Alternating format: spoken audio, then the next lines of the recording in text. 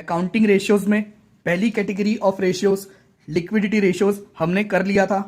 उसमें आपके दो रेशियो थे, करंट रेशियो जिसका फॉर्मूला था current asset upon current liability, और दूसरा आपका रेशियो था लिक्विड रेशियो जिसका फॉर्मूला था liquid asset upon current liability. इसके अलावा प्रीवियस वीडियो में हमने वर्किंग कैपिटल को समझा जो कि होता है आपका current asset minus current liability. Working capital हमने क्यों समझा, क्योंकि बहुत बार क्वेश्चन में आपको current asset and current liability का फिगर मिसिंग होगा, तो आप with the help of working capital calculate कर पाएंगे current asset and current liability. आज हम अकाउंटिंग रेशियोज में दूसरी कैटेगरी स्टार्ट कर रहे हैं, सॉल्वेंसी रेशियो। सॉल्वेंसी रेशियो आपको बताता है आपकी कंपनी और फर्म की लॉन्ग टर्म सॉल्वेंसी, मतलब आपकी कंपनी और आपकी फर्म जब भी उनकी long term liability non current liability due होती है तो क्या वो उसको पे कर पाएंगे।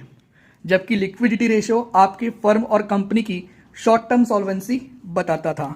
सॉल्वेंसी रेशियो में जो हमारा पहला रेशियो है उसका नाम है डेब्ट टू इक्विटी रेशियो। तो सबसे पहले हम समझते हैं कि डेब्ट का मतलब क्या होता है। तो डेब्ट का मतलब आपका होता है, सिंपली कहें तो नॉन करंट लायबिलिटी या फिर आपकी लॉन्ग टर्म लायबिलिटी, और इसके अंदर भी मेनली आपको सिर्फ दो चीजों पर फोकस करना है। डेब्ट के अंदर में आपको दो चीजों पर फोकस करना है, और वो क्या है आपका long term borrowings plus long term provisions. Long term borrowings के एग्जांपल क्या हो सकते हैं, जैसे कि डिबेंचर्स, बॉन्ड्स।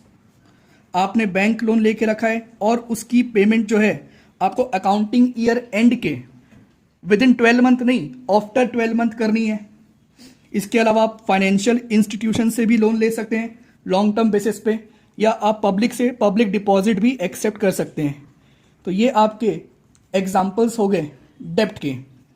जबकि लॉन्ग टर्म प्रोविजंस का मतलब क्या होता है, वो प्रोविजंस जिसके लिए आपको पेमेंट करनी है अकाउंटिंग ईयर के विद इन 12 मंथ नहीं, आफ्टर 12th। जैसे कि आपकी कंपनी ने एम्प्लॉय को ग्रेच्युटी पेमेंट करने के लिए प्रोविजन बना रखा है, या एम्प्लॉय को लीव एनकैशमेंट पे करने के लिए प्रोविजन बना रखा है। तो ये तो मतलब हो गया आपके डेब्ट का। इक्विटी का मतलब क्या होता है, इक्विटी का मतलब होता है जो आपके शेयर होल्डर हैं उनका पैसा कितना लगा हुआ है आपकी कंपनी में। शेयर होल्डर फंड्स इसे हम कहते हैं, और इसका इक्विटी नाम भी है।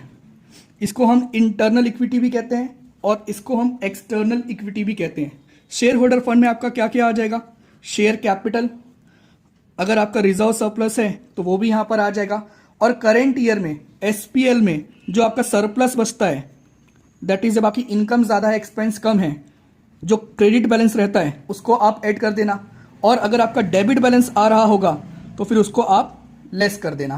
तो ये मतलब होता है डेब्ट और इक्विटी का, डेब्ट टू इक्विटी रेशियो निकालने के लिए। वैसे नॉन करेंट लायबिलिटी में और भी चीजें आती हैं, like deferred tax liability, like other long term liabilities, लेकिन सीबीएसई ने बोल के रखा है कि रेशियो एनालिसिस के लिए या अकाउंटिंग रेशियोज के लिए डेब्ट का मतलब आपको सिर्फ ये दो चीजों को ही रखना है, और इक्विटी का मतलब आपका हो गया शेयर होल्डर फंड।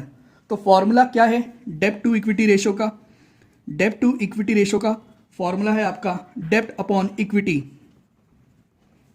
डेब्ट अपॉन इक्विटी। और इसे भी आपको जो है प्योर रेशियो में एक्सप्रेस करना है कि सपोज मेरा डेब्ट 50,000 है और मेरी इक्विटी 25,000 है, तो सॉल्व करेंगे तो आंसर 2 आएगा। तो इसको आपको एक्सप्रेस करना है 2:1 के फॉर्म में। डेब्ट टू इक्विटी रेशियो बताता क्या है कि आपकी कंपनी में जो आपके शेयर होल्डर हैं उनका कितना पैसा लगा हुआ है, और जो आपके डेब्ट हैं, जो आपकी लॉन्ग टर्म लायबिलिटी है, उनका कितना पैसा लगा हुआ है। ये रेशियो जितना ज्यादा होता है उतना रिस्कियर हो जाता है डेब्ट वालों के लिए, क्योंकि उनको भी डाउट आएगा, वो भी अनसिक्योर्ड फील करेंगे कि कंपनी ने बाहर वालों से ज्यादा पैसा ले रखा है, खुद का पैसा जो है कम इन्वेस्ट किया है। वैसे डेब्ट टू इक्विटी रेशियो आइडियल कितना माना जाता है, तो 2:1 ही जो है आपका डेब्ट टू इक्विटी रेशियो आइडियल माना जाता है।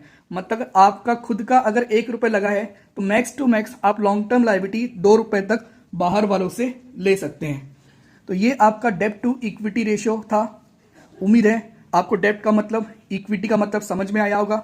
डेब्ट टू इक्विटी रेशियो फॉर्मूला समझ में आया होगा, इसका इंटरप्रिटेशन क्या है वो समझ में आया होगा, और इसका आइडियल रेशियो आपका 2:1 है।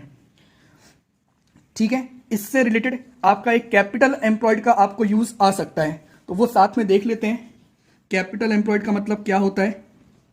कैपिटल एम्प्लॉयड का सिंपली मतलब होता है लॉन्ग टर्म में आपकी कंपनी या फर्म में कितने पैसे लगे हैं। तो लॉन्ग टर्म में पैसे लगाने वाले हैं कौन? सर डेब्ट, यही तो लॉन्ग टर्म में पैसा लगाते हैं, प्लस इक्विटी। तो कई बार क्वेश्चन में आपको कैपिटल एम्प्लॉयड गिवन होगा, डेब्ट गिवन होगा और इक्विटी गिवन नहीं होगी, और आपको फॉर्मूले में तो इक्विटी चाहिए, तो आप इसकी हेल्प से इक्विटी निकाल लेंगे। सिमिलरली कई बार आपको कैपिटल एम्प्लॉयड गिवन होगा, इक्विटी गिवन होगा, डेब्ट गिवन नहीं होगा, तो वो भी आप कैलकुलेट कर लेंगे। तो उम्मीद है आपको डेब्ट टू इक्विटी रेशियो समझ में आया होगा। मिलते हैं अगली वीडियो में, तब तक के लिए bye, take care, all the best and thanks for watching.